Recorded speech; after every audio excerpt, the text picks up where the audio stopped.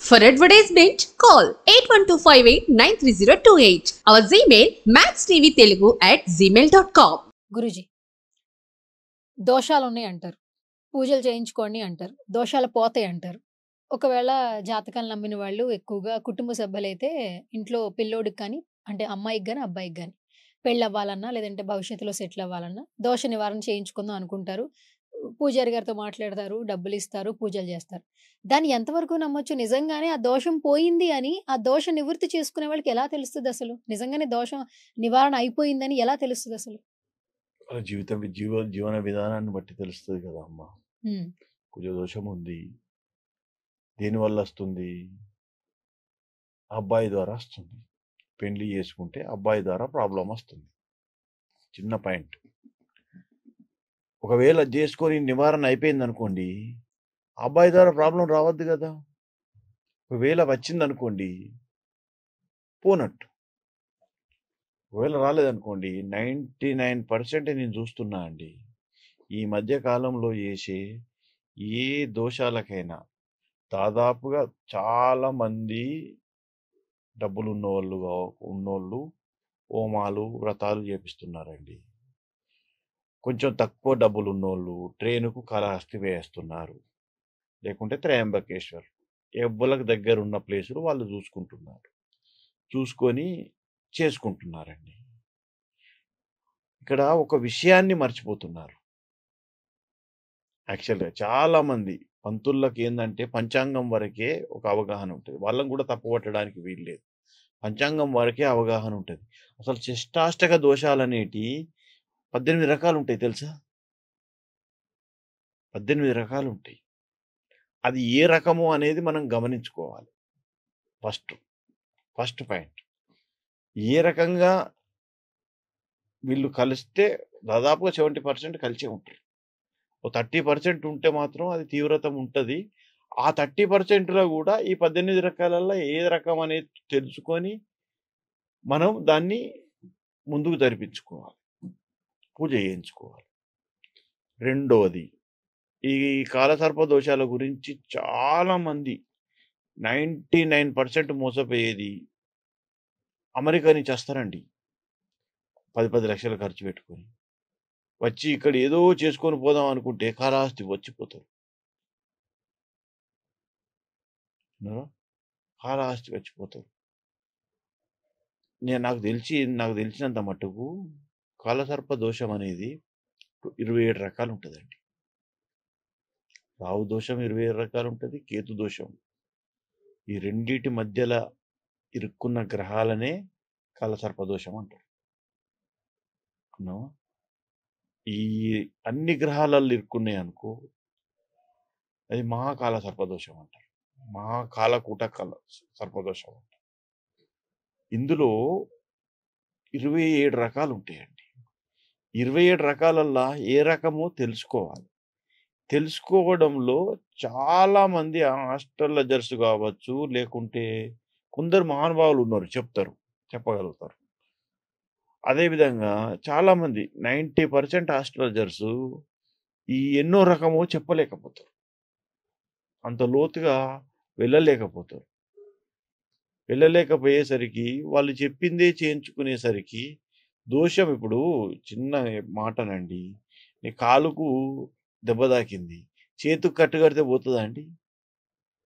ఎడగట్టాలండి, కాలుకే కదా. అలా కట్టినప్పుడే పోతుంది. ఇది ఈ విధంగా కడితే ఎట్లా పోతుందండి? కాబట్టి కాలసర్ప దోషంలో ఖచ్చితంగా 200% 27 రకాలు ఉంటాయి. ఆ 27 రకాలలో ఏదో ఒకటి తెలుసుకొని దాన్ని ఖచ్చితమైన నివారణ చేసినాం అనుకో వెళ్ళిపోతుంది. ఇదే విధంగా కుజదోషం ఉంటుంది. కుజదోషం కూడా 32 రకాలు ఉంటుందండి. 32 రకాలు ఉంటుంది. 32 రకాలల్లా చాలా మట్టుకు ఈ 32 రకాలు కొన్ని రకాలు ఉంటాయండి. కొన్ని తాళి కట్టించేటివి ఉంటాయండి. దేనికి? కదిలి కళ్యాణం అంటారు.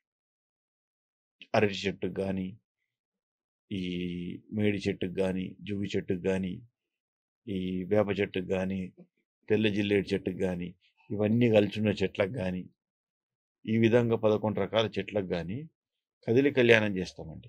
అది 3 రోజుల కార్యక్రమం. విన్నారా? ఇంకో కొన్ని రకాలు ఉంటాయండి. జీవాలకు చేస్తాం. కోడి కావచ్చు, ఈ జంతువుల ఈ మేక కావచ్చు, అలాంటివి. ఇంకా కొన్ని ఉంటాయండి. నపుంసకులతోని చేసేటివి ఉంటాయి. ఒక 3 రకాలు.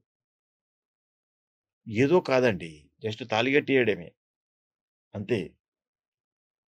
అదేదో తప్పైనట్టు కాదు. ఏదో ఒప్పైనట్టు కాదు. హ్మ్. విన్నారా? ఈ విధంగా కుజదోషాన్ని గాని ఈ విధంగా చేసుకుంటే ఖచ్చితంగా ఎందుకు పోదండి? నా దగ్గర రమ్మనండి. ఎందుకు పోదో చూస్తా.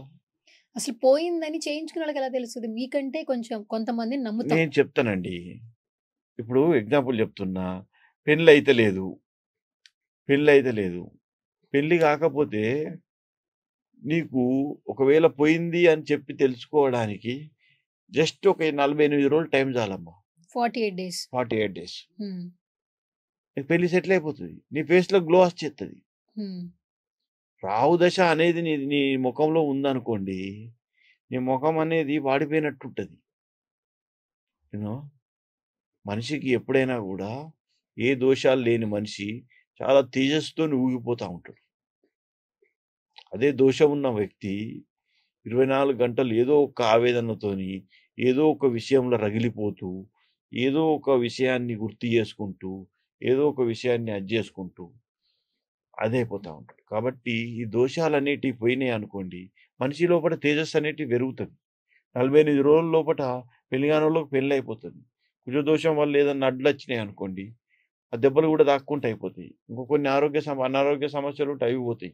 ఇట్లా 32 రకాలు ఉంటాయండి. అది ఏ రకమో తెలుసుకోవాలండి. అట్లా. ఈ ఈ విషయంలో చాలా జాగ్రత్తలు తీసుకొని ముందుకు పోతే చాలా మంచిది.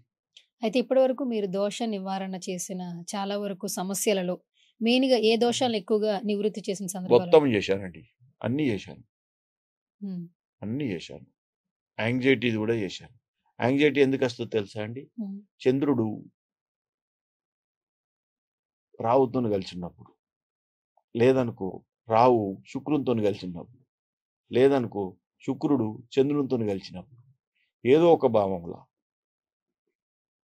యూనో కొన్ని గ్రహాలు వీక్ అయినప్పుడు చంద్రుడు పోయి వాళ్ళతోని కలుస్తాడు. అలాంటి టైంలో యాంగ్జైటీ వస్తదండి.